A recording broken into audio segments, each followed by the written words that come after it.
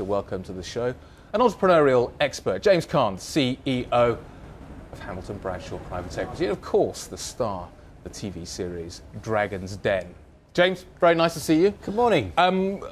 We are looking at entrepreneurs as a channel. We're trying to figure out exactly what makes a good entrepreneur, and specifically we're focusing very much on this idea of green technology. This could be the new area, this could be potentially the environment that leads us out of our current difficult environment. What do you see in green technology? Is this a bubble forming, waiting to happen? Is this somewhere that entrepreneurs should be focusing their attention? I do actually, and I think if you go back to the beginning of the internet boom, I think green technology at the moment is attracting a lot of capital. There's a lot of new funds are being set up. It's got tremendous government backing. There's a lot of initiatives, and interesting enough, I've just finished filming the new series of Dragon's Den, and it's quite remarkable at the number of entrepreneurs who come on the show with products that they are proposing to be, environmentally free, green type of energy. So I actually do think it's quite a big opportunity. But is it a buzzword though, or is it reality? How many of these ideas that you're seeing are using green as a tagline, but really don't live up to what we would expect? I would say it's half and half. I think 50% of them are riding on the bandwagon because they think using the tagline green or environmental gets you noticed. But actually there are a number of people who I genuinely believe have got practical solutions that are good for the environment, good for the economy, and are attracting investment as a result of it. Do you think though bad ideas, you talked about the amount of money that there is flowing into this space at the moment, does that encourage people with bad ideas to get over the hurdles that previously they wouldn't have done? To be honest, you're always going to get that. You're never going to stop, the sort of rogue, opportunistic individual that wants to use that tagline and come up with something that really isn't as ethical as he may be presenting. But I wouldn't use that as a reason not to do it. I do think that the pressure on the governments today to come up with a way of really, organising the environment in a more acceptable way is something we should focus on. I do think it's important. Is there anything different about being an entrepreneur in green technology or in the environmental space than being an entrepreneur anywhere else? The absolute rock-solid answer is categorically not. The problem is you are attracting a lot of people who want to just do good and think they can make money out of it. Right. And I think that the one thing I would urge people to understand is whether it's environmental, green or not, it must have, in all circumstances, the core fundamental components of business. It needs to make commercial sense. It needs to make a profit. It can't just be something that you're doing because it's a great idea, because ultimately you won't attract follow-on investment if you can't demonstrate clear deliverability. Are you investing in this space? Is this something you would steer clear of because you worry that there's too much noise around it at the moment, perhaps better opportunities in the shadows elsewhere? How does the VC, how do GPs of big private equity funds view this? How do they see the environment? I mean, I think, interesting enough, a lot of GPs are going into this space. There are now a number of funds specifically being set up that are targeting this particular space. Interesting enough, for me personally, when I set up Hamilton Bradshaw in 2002, the first investment I made was an investment based on carbon credits. Right. It was based on forestry investment, where we were looking to buy forestry assets in Australia, in Africa, where you can acquire land masses a lot cheaper than Europe.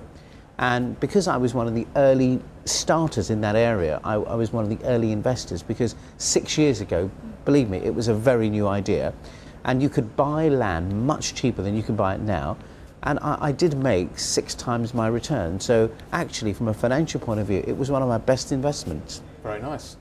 Well, let's talk about a pitch that clearly worked. Our guest host, James Caan, helped launch Insynergy Investment Management, a firm which seeks global investment opportunities that are not normally available to retail investors. Joining us now in the studio, Spike Hughes, the CEO of Insynergy. Spike, very nice to see you. Thanks for coming in and seeing us. So what was the silver bullet? What made James commit to your business? I think there's a huge gap in the market between what investors actually want very often and what investment groups try and build and sell them. And we became very frustrated with that and actually wanted to launch an investment company where the starting point was actually meeting investors' unmet needs. And James has always been very focused on consumer first, rather than the product provider. And so because we were actually launching funds that specifically spoke to the heart of unmet needs and then building solutions and bringing them to those investors, I think that was a model that really attracted him. Right. Brent Hoban was just saying you've got to have the idea out there in 2 minutes. Did we just get the idea out there in 2 minutes? I think we absolutely did, because what Spike touched upon is that principle of I've got something the market needs, the market wants, and it's not available. So to me, that really got to me. But also, fundamentally, I believe that it is people who succeed in business, not just products and services. Right.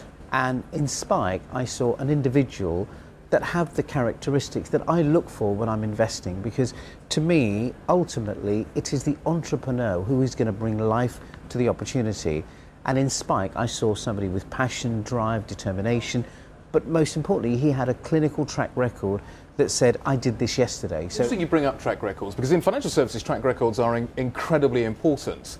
A lot of funds won't invest in other businesses. A lot of people won't give money to businesses if they don't have the kind of track record that you're talking about, 10 years of doing what you've been doing. Are you an entrepreneur, or are you just a guy that's taking it to the logical next step? No, I think I've always looked at the market and looked to see where the gap is, and I think if your starting point is always the consumer and the unmet need, then that is a very, very good place to start. What you then have is to bring something that's very durable and sustainable and works and actually delivers to that need over a period of time. Can you be an entrepreneurial fund manager? Definitely. Right.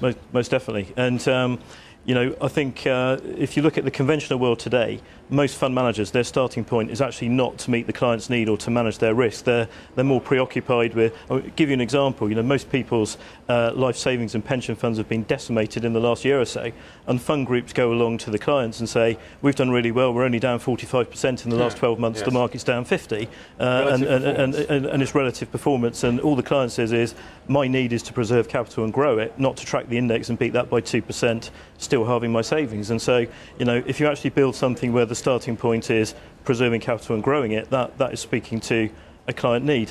Perhaps linking more interestingly to this subject, ethical was a very new concept a few years ago, and very few people could access ethical funds with, for example, their pensions and savings. Yeah. And yet now, almost every fund group has got an ethical solution that you can invest in. With us, we looked at a similar market, which was the fact that there are 2 million Muslims living in the UK, lots of wealth in the Muslim community, and yet despite the fact that there are thousands of conventional funds you can invest in, there wasn't anybody offering a Sharia compliant fund that invested in UK equities in the UK market. And so we launched the first one. Historically, people have had to choose between meeting their religious needs or their investment needs, but haven't been able to do the two together in one solution, and that's what we brought to the market. And what we're finding is not only are Muslim investors very interested in something that invests in a Sharia compliant way, but also lots of ethical investors are as well, because not only does it avoid the tobacco and the alcohol and armaments and all those things, but also it avoids the financial companies that are heavily laden in debt. Exactly. And of course, the credit crisis probably wouldn't have happened had everybody been following Sharia law, because we wouldn't have had that debt. So not only does it make good sense for Muslim investors, it actually makes good sense for all investors. Spike, can I just say, I'm in. I bought that pitch.